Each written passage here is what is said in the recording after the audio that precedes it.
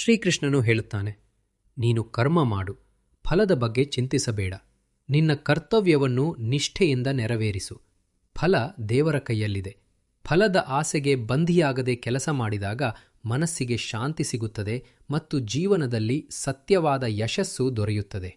ಜೀವನ ಯುದ್ಧದಂತೆ ಇದ್ದರೂ ಅರ್ಜುನನಂತೆ ನಿಲ್ಲಬೇಡ. ಭಯದಿಂದ ಬಿಲ್ಲು ಬಿಸಾಕಬೇಡ. ನಿನ್ನೊಳಗಿನ ಶಕ್ತಿಯನ್ನು ನಂಬು. ನಾನು ನಿನ್ನ ಜೊತೆಯಲ್ಲಿದ್ದೇನೆ ಎಂದು ಕೃಷ್ಣನು ಹೇಳುತ್ತಾನೆ.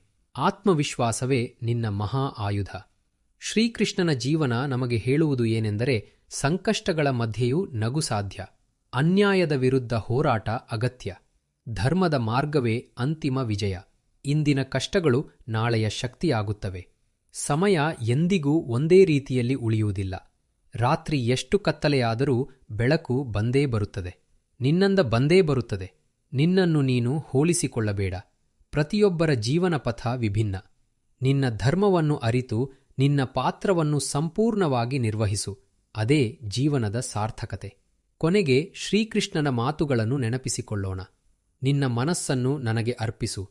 ನಿನ್ನ ಕರ್ಮವನ್ನು ಧರ್ಮಕ್ಕೆ ಅರ್ಪಿಸು. ಭಯವಿಲ್ಲದೆ ಮುಂದೆ ನಡೆಯು. ಜೀವನದಲ್ಲಿ ಸೋಲು ಬಂದರೂ ನಿಲ್ಲಬೇಡ.